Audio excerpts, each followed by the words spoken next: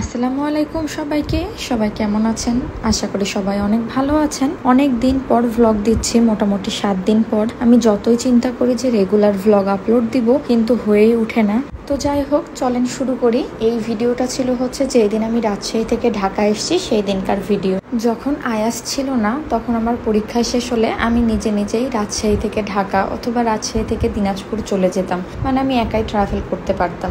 কিন্তু এখন আর সেটা হয় না। এখন আয়াজের জন্য আমি ওকে একা নিয়ে এত লং ট্রাভেল করতে পারি না। হয়তো পারবো, কিন্তু এই সাহসটা পাই না যে আমি একা একা আয়াজকে নিয়ে 8 ঘন্টা 6 ঘন্টা জার্নি করব। আর প্লেনে জার্নি করার খুব একটা এক্সপিরিয়েন্স আমার নাই। এইবার দিয়ে দ্বিতীয়বার, আর প্রথমবারের এক্সপিরিয়েন্সও আপনাদের সাথে আমি শেয়ার করেছি। এরপর থেকে হয়তো আমি আয়াজকে নিয়ে একা প্লেন জার্নি করতে পারবো, তাও আমার দ্বিধাদ্বন্দ্ব থাকবে, কারণ আয়াজ অনেক চঞ্চল।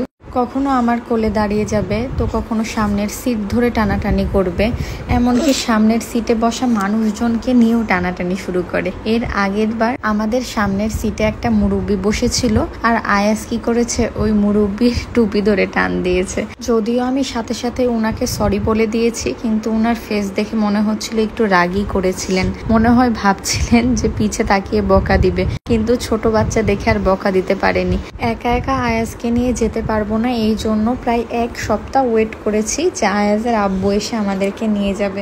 আমার পরীক্ষা শেষ হয়ে গেছিল রবিবারে, আর আমরা রাজশাহী থেকে ঢাকা যাচ্ছিলাম পরের শনিবারে। মানে প্রায় 6-7 দিন আর কি। একদিক দিয়ে ভালোই হয়েছে, আব্বু আম্মুকে নিয়ে একটু ডক্টরের কাছে যাওয়া লাগতো, তো সেই কাজটা করে ফেলতে পেরেছি। আমার পরীক্ষা শেষ হয়ে রেজাল্টও দিয়ে দিয়েছে। রাজশাহী থেকে ঢাকাও চলে এসেছি, কক্সবাজারও ঘুরে চলে এসেছি। আর আমি এতদিনে এত আগের ভিডিও দিচ্ছি, মানে আমি এত বেশি ইরেগুলার। আমি সবকিছু ভিডিও করে রাখি যে আপনাদের সাথে শেয়ার করব, কিন্তু আমার ভয়েস ওভারই দেওয়া হয় না। আর এই যে আপনাদের সাথে গল্প করতে করতে আমাদের প্লেন জার্নি শেষ হয়ে গেছে। আমরা রাজশাহী থেকে ঢাকা চলে এসেছি। আর এই দিন আমরা না অনেক তাড়াহুড়ার মধ্যে এসেছি, কারণ আমরা অনেক লেট করে ফেলেছিলাম। রাত্রে লেট করে ঘুমিয়েছি, সকালেও লেট করে উঠেছি।